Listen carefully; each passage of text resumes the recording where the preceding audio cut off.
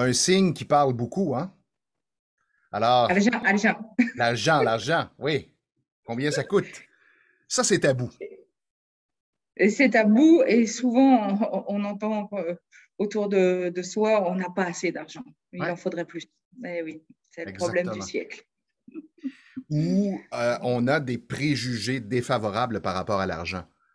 Alors, lui a Mhm. beaucoup d'argent, il doit faire quelque chose qui n'est pas légal. Oui, ou simplement même par rapport à soi-même. Moi, quand je reçois des personnes qui viennent pour travailler sur l'abondance, je leur fais faire un premier exercice pour qu'ils puissent prendre conscience un petit peu de leur relation à l'argent.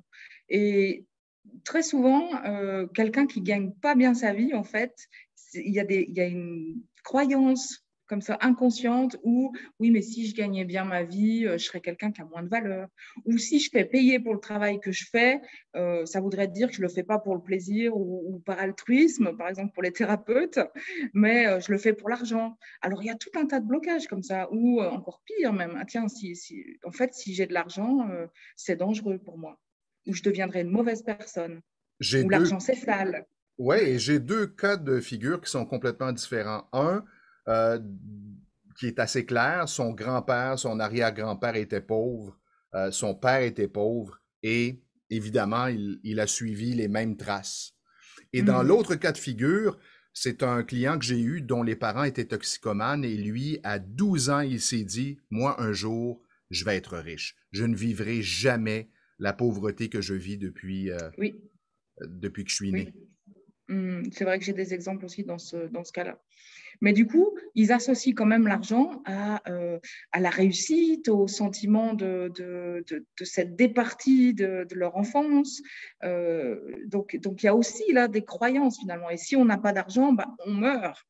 On se retrouve dans la situation de nos parents et c'est terrifiant. Donc en fait, il y a aussi, même si on prend le contre-pied total, il y a quand même des croyances en fait. C'est pas une relation qui est saine avec l'argent. C'est pas quelque chose qui est juste calme, paisible et léger comme on le dit quand il n'y a pas de traumatisme. Parce que l'argent, bon, ça doit circuler, hein. Je C'est fais ça. des sous, j'en redonne. Alors, il est sain que l'argent circule, mais effectivement, on a toutes sortes de croyances, parfois des blocages par rapport à l'argent, et c'est ce qui empêche cette circulation saine de se faire Hmm. naturellement. Oui, alors on vous fera faire un exercice dans une des capsules pour justement essayer de voir quelles sont vos croyances, quelle est votre relation avec l'argent, et puis on vous donnera des petites astuces pour essayer d'avancer avec ça. Probablement, il y a certaines croyances que vous connaissez déjà, ou si vous réfléchissez, vos parents, vos grands-parents, quelle est la relation à l'argent dans votre famille. Donc déjà, vous avez probablement une idée d'où vous en êtes. Et en tout cas, avec cet exercice, vous allez pouvoir un petit peu aller plus loin et puis prendre conscience de votre relation avec l'argent. Et ce qui est intéressant, c'est que les personnes avec qui j'ai travaillé sur l'abondance, tu disais, l'argent, c'est une énergie qui circule. Et à un moment donné, quand vraiment elles guérissaient toute leur relation à l'argent, elles étaient dans cette sensation d'amour. Et l'argent, c'était de l'amour, en fait. Et c'était assez intéressant. Les personnes, certaines m'ont décrit une expérience de conscience extraordinaire. Ouais. Voilà, Est-ce avec que ça a l'argent. changé? Tu as lu dans mes pensées parce que j'allais te demander un exemple, mais je pense que tu viens d'en donner un excellent. Et qu'est-ce que ça a Mhm. changé par la suite? Quel impact ça a eu? Alors, cette personne en particulier à laquelle je pense et dont je dis l'exemple, je ne sais pas exactement quel a été son impact. En tout cas, c'était un atelier que je faisais où je l'avais fait sur donation libre et je dois dire qu'elle m'a donné une jolie somme. Donc après, comment ça s'est manifesté dans sa vie, mais je pense que vu ce qu'elle a obtenu, probablement c'était très bien. Ce que je peux donner comme exemple, c'est le mien, puisque moi, la première fois que j'ai fait la guérison sur l'argent, ma relation à l'argent, c'était avec un de mes collègues, une de mes collègues Peak States. Et la semaine d'après, j'ai doublé mes revenus. Donc, c'était assez fort comme exemple. Et ce qui était intéressant, c'est que j'ai pu retrouver des mémoires en fait d'ancêtres. Alors, pour aller plus loin sur l'exemple, mon grand-père et plusieurs personnes dans ma famille, dans la famille de ma mère, donc mon grand-père maternel, avaient amassé des jolis patrimoines, mais à un moment donné, ils avaient tout perdu. Donc, c'est comme s'il y avait ben voilà, quelque chose une fatalité un petit peu qui faisait qu'on perdait tout l'argent qu'on pouvait amasser et tout ce qu'on pouvait construire.